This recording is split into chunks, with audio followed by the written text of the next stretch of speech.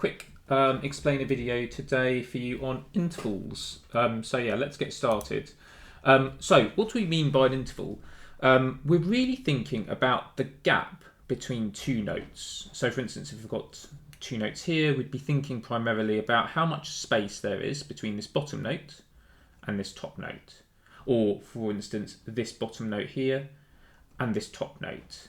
And this is really useful to know because we can generalize with intervals. So if we take the fact that there are 7 different types of intervals: unisons and octaves, seconds, thirds, fourths, fifths, sixths, and sevenths.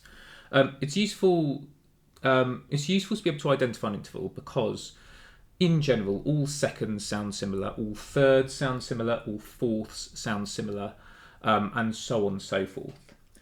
So in this video today, we're going to be thinking about how to identify the interval number. That is, the main thing about the gap between two notes, rather than the type of interval. So we won't be looking at whether an interval is major or minor or perfect or augmented or diminished, if you've come across those terms before.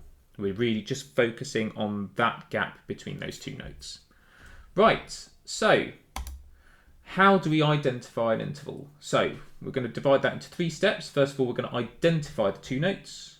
And in order to do that, we need to look very carefully at the clef, all the clefs involved.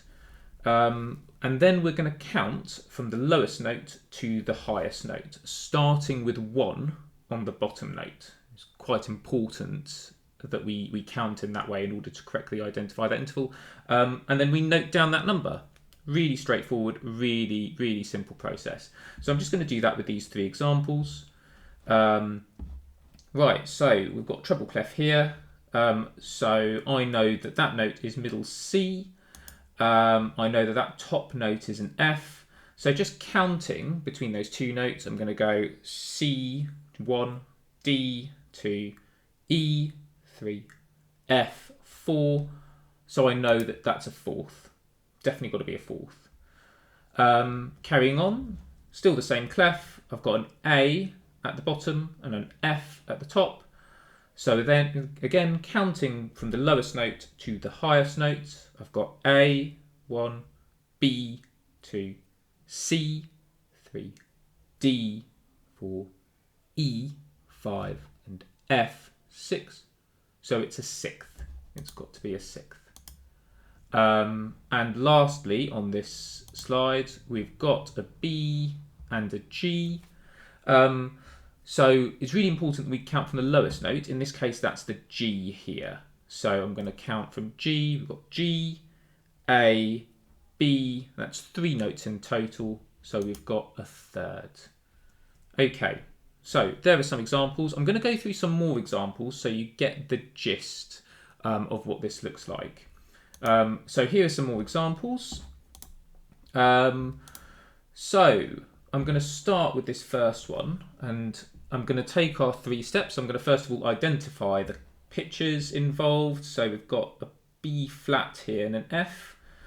B flat and F because we're in bass clef, and we can see this key signature is changing that B to a B flat. But in this case, we're not that concerned about these about sharps or flats. We're really just concerned about the letters. So I'm going to just count from B to F. We've got B, C, D, E, F. So that interval is going to be a fifth because there are 5 sort of notes in total between the 2. If we look at this second one here, right, I'm going to identify the 2 notes first of all. We're in treble clef, so we've got an F and a G. Again, I'm going to count from that lowest note. So from F to G, that's just 2 notes in total, F, G, so it's a second. And lastly, on this slide, we've got 2 notes here. We're in alto clef. So that's an A, and we're going up to a D.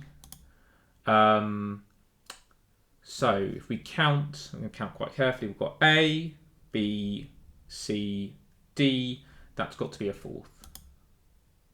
Okay, super.